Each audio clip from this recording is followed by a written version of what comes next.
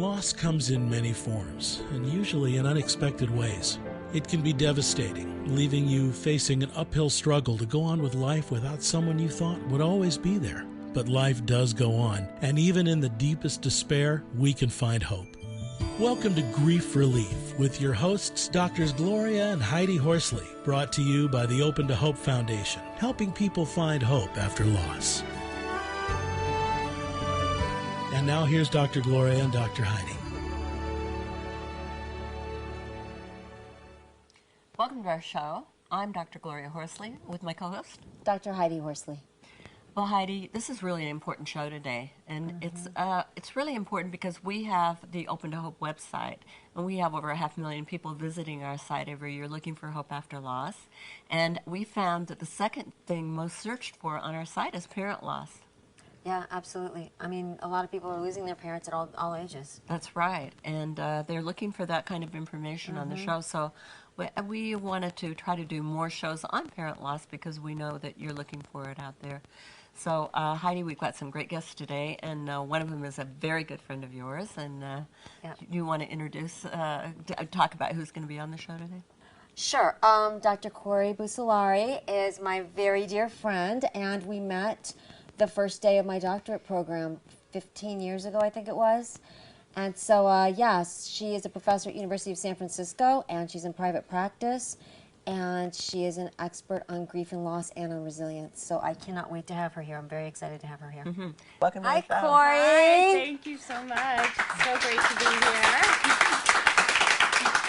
It's great to have you on, and you're such an inspiration because I know I've referred a lot of people to you because you have had so much trauma in your life, and you have just, used it. So I don't know how you've done it. Talk about your losses. So when my dad got sick, initially got very sick when I was 5 years old, and had in, I think it was 1969, one of the first open heart surgeries ever done in the world. Wow. And then at the time, we never thought he would live. At least, my family just never did. But he lived another 6 or 7 years, but he died when I was 14 of coronary stuff. And 4 years after that, 4 or 5 years after that, my mother died of lung cancer. Wow. So I was pretty young when both my parents died. You were 19 and had no parents. No parents. That's amazing. Yeah. And the interesting thing is, because I was thinking about sort of the relationship, sort of the way, the trajectory of what happened to one parent when the other one died, and how that sort of impacted the relationship and the kind of the way that I experienced the loss as well, which was a pretty profound kind of situation. My mother, I kind of frame it like she died of a broken heart, because I think after he died, she just got sick. So.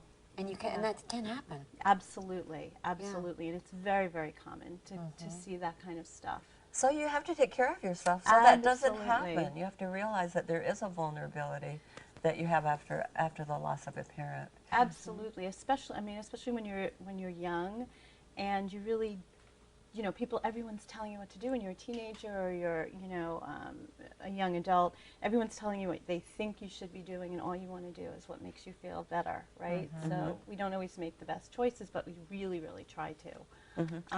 So. I was wondering, when you work with families where there's been a parent loss, do you find that some of the kids get parentified to move into that spot? Absolutely, and that is probably, there's a couple of things that happen, but two of the most common things that I see are the kids who completely withdraw from the family, or the ones that sort of take the place of the other parent. So a parent who has lost a spouse or a partner, and the kid sort of picks up the slack.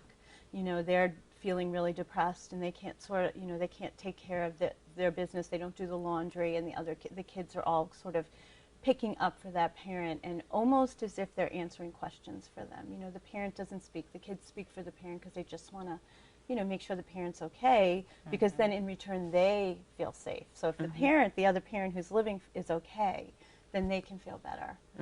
So I Yeah, see they a have lot to take care of that. it. It's got to be scary. It must have been scary for you when your Absolutely. second parent died. Absolutely. You know, I was just a sophomore. One of the choices I made was I graduated high school in 3 years instead of 4. At the time, I had certain reasons why I did it. Oh, this is such a great career move for me. But in retrospect, as an adult, I look back and I think, you know, it was really for me to get out of my house because it was so hard to be there. Because your mom was sick. Because my mom was sick. So, yeah. And I mean, it is true. You know, you sort of take care of your other parent in different ways.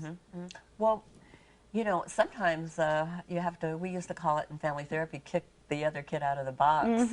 They start having, you know, they've taken over this parental role, and then the other parent starts feeling better, and they've got this child who's kind of running their life. And Absolutely. Absolutely. And it's interesting because I wanted to go to school close to home, and my mother wouldn't let me. It was sort of like she said, you need to get away, you need to get away. So in essence, she sort of knew the structure of what you know, in her heart really needed to happen. right. And she wanted you to have a normal Absolutely, experience yes. with school. I mean, God bless her for doing that, right? Because it Yeah. would have been easier for her to keep you closer. I feel very grateful. I feel, you know, my parents died when I was young, but you know, what I got from them was more than if I had spent a whole lifetime for many people, their experiences. So I really have internalized a lot of that wonderfulness, So I guess I could call it. Well, the thing about you, Cori, is you are seriously one of the most positive people I know. And Thank you, it Heidi. totally blows my mind that you were orphaned by 19. I mean, I've known you for 15 years because you're so positive all the time. And so it sounds like part of what you did was to, like you said, internalize your parents and keep them forever, like in your heart and your mind and your memories. And I try to, and you know, in my work with teenagers who have lost parents, you know, as you guys know, you've written about working with teens in grief, that, you know, if you notice they're okay, you know, they sort of tell you what's going on. And you sort of have to take their lead. Some kids do very well, and they're okay without a lot of therapy. Others need a little more support. But when I was young, nobody offered anything. There was nothing out there to really offer. And I think the biggest thing is to be able to offer the kinds of services for teenagers who lose their parents so that they don't feel isolated. They do feel like other people understand what's going on, and they don't feel like they have to hold it by themselves. That kind of fits into that whole community thing we keep talking about, Heidi. Oh, for is, sure. we don't grieve alone, we grieve in community. And I think that's what's happening with Facebook, with the internet. I think we have just... we're coming into so much community. Yeah, Facebook's a powerful way for teens to grieve because it normalizes it, and that they realize I'm not the only person out there that's had a parent die or that's had a sibling die. And they're getting feedback like, I'm so sorry, Right. Yeah. you know, I feel for you. Well, it I'm also here. gives everybody out there opportunity to pitch in and say, I mean, everybody's thinking, all the other teens are thinking, this is terrible, this is awful, and they could say, I'm really sorry that this has happened to you and all that kind of thing, because people are thinking about it, and they think about it Yes. for years. I mean, people are pretty darn compassionate out there, and now they're given the opportunity to express it. And for teens to allow others to give them that. And to see Facebook as a community thing that we can do. Well, listen, thank you so much Thank for you so much. for being on today, and we want you to say we're going to introduce our next guest, Perfect. and then Wonderful. we want to take some questions. But what I want to say to everybody out there right now is the most important thing I think about seeing Cori right now is if you're a parent and your other spouse has died or whatever, that your kids will be okay. Yes, I was just thinking that this has not destroyed Cori's life. It's made her who she is today, a very resilient person and with a lot of strength. So that is an important message for parents. Absolutely. Well, now, Thanks, Thank Cori. you, Cori. I love you. Thank you. Thank you.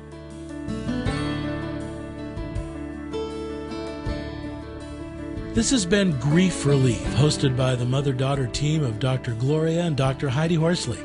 This show's been brought to you by the Open to Hope Foundation, helping people find hope after loss.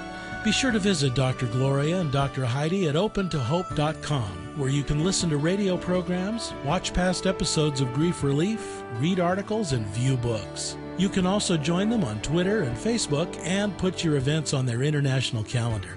Thanks for watching, and remember, others have been there and made it, and you can too.